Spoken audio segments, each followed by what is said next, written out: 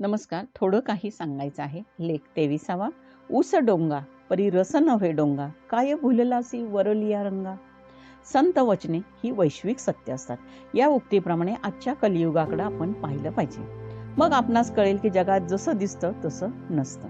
आपण केवळ बाह्य वातावरण, आवरण, कोणाचे कपडे, कोणाचं रूप, कोणाचं बोल वाकडे म्हणून त्याबद्दल गैरसमज करून घेतो. नव्हे, त्याप्रमाणे त्या व्यक्तीला वागणूकही देतो. कष्टकरी, फाटके, मळके कपडे घातलेला म्हणून आपण त्याच्यापासून दूर राहतो. आपल्याला व्यवहारात अंतर्मन, सद्विचार, गरिबी, कष्टकरी, कामगार, रंजले गांजल्यांना माणुसकीच्या भावनेनं पाहिलं जात नाही. ऊस वाकडा असला तरी रस गोडच असतो.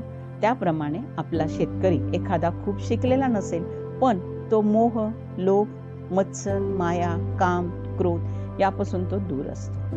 आमचे 12 बलुतेदार कष्टकरी यांना आपण शूद्र म्हणून हीन वागणूक देतो. म्हणजेच आपण सुशिक्षित असूनही मानवी संस्कृतीची मूल्य पायदळी तुडवतो. काही व्यक्ती दिसायला कुरूप, फणसाप्रमाणे त्यांचे बाह्य रूप असेल, पण त्यांचे अंतर्मन फणसाच्या गराप्रमाणे गोडही असेल. विचार बाह्यता कठीण असलेल्या नारळाच्या पाण्याप्रमाणे शुद्ध, मधुरही असते. निसर्गता अशी अनेक उदाहरणं आहेत की जी आपण मानवाच्या स्वभाव वैशिष्ट्यांना लावतो.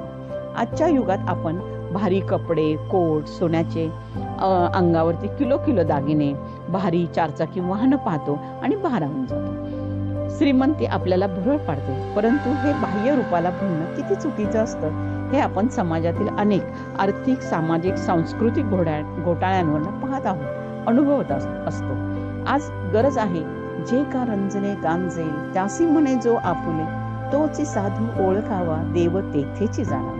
समाजात अशी संत वचनाप्रमाणे असणारी माणसं आजही विखुरलेली आहेत. सद्विचार, सत्संग यानुसार आपले जीवन ते व्यतीत करत असतात. या ठिकाणी या प्रस्तुत विचारातून मला एवढंच वाटतं की आजच्या तरुण पिढीनं असं संसारी व्यक्तींना समाजात वावरत असताना वरच्या रंगाला म्हणजेच रंग, रूप, पैसा याला भुलून न जाता कष्टाने पैसा कमवावा, धर्मानं सचोटीनं वागावं, या सद्गुणांची जाणीव करून देणं हे फार महत्वाचं आहे.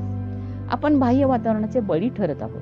विशेषतः तरुण तरुणी ह्या व्यसनाधीन किंवा कष्टाने मिळवलेला पैसा बारमध्ये उडवणं, घरातील आई, वडील, भावंडे यांना दूर करणं, एवढंच नाही तर शेजारी, समाज यामध्ये जातीपातीचं राजकारण करणं, सामाजिक प्रश्नांपासून आजचा समाज दूर जात आहे. स्वतःपुरते, स्वतःसाठी, स्वार्थासाठी ही आजची त्रिसूत्री आहे. मी समाजाचे काही देणं लागतो या गोष्टीकडे दुर्लक्ष आहे. प्रत्येकास समाजापासून अलिप्त राहायचं आहे. म्हणूनच आज संत वचनांचा अर्थ समजून त्याची बीज जनमानसात रुजवण्याची गरज आहे, काळाची गरज आहे. मला मोठे यश मिळवायचे आहे, पण मी बाह्य जगाला भुलून आज कष्टाची कास सोडून भूलथापांना बळी पडतो आहे. शॉर्टकटचा मार्ग अनुसरून मी लवकरात लवकर कष्टाविना यशाचे प्रमाणपत्र, मग ते खोटे का असेना, विकत घेतो आहे. कोणाच्या तरी पोटावर पाय देऊन मला पुढे जायचं आहे असे जो तो म्हणताना आपल्याला दिसतो.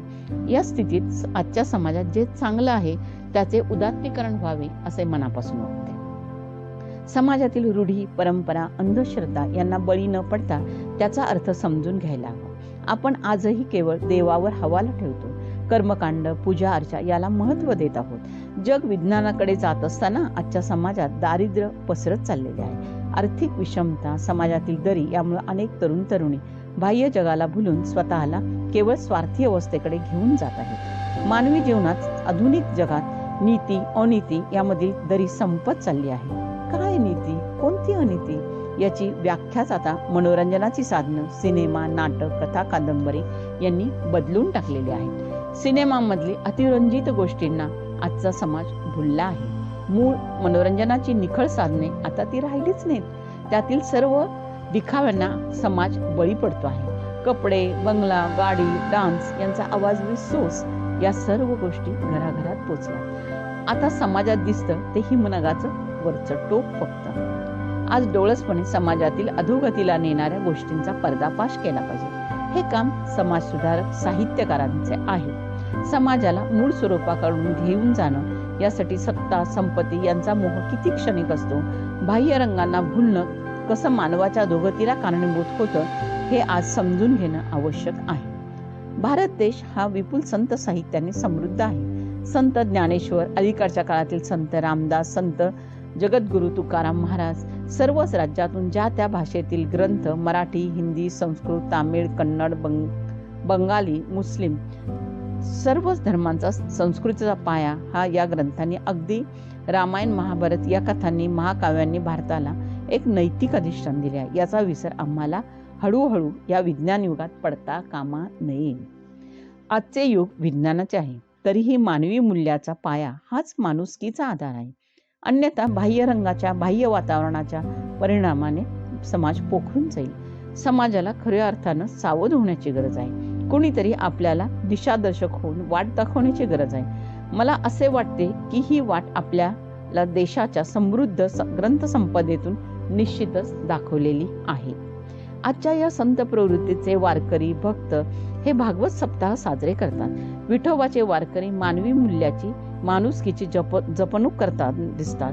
तेथे धर्म, पंथ, जात, भेद, वर्ण यांचा कुठेही लवलेश नसतो. भारतीय सर्वच धार्मिक संप्रदायात किती मूल्यांच्या आधारावर, माणुसकीच्या पायावरती आधारित मार्गदर्शन केलेले जाणवते. या सर्व गोष्टी वारंवार आजच्या तरुण पिढीपुढे मांडून त्यांच्या मनात यश मिळवताना कोणती परंपरा किंवा कोणताही कोपरा अंधारलेला राहू नये. तो बाह्य रंगाने व्यापला आहे तर त्याला तो आपल्याला पुसून टाकता येतो. म्हणूनच कोणत्याही गोष्टीला मुहूर्त लागत नाही. विशेषतः चांगलं वागायला, चुकांचे प्रायश्चित्त घ्यायला, आपल्या चुका सुधारायला, समाजात समतेची, न्यायाची, नैतिकतेची दिंडी घेऊन आपापले ध्येय गाठावे. साऱ्यांसोबत विचार, आचरणाची, सद्गुणांची देवाणघेवाण करावी. हीच भूमिका घेऊन वाटचाल करावी. धन्यवाद. आपला परिवार, मनोरमा.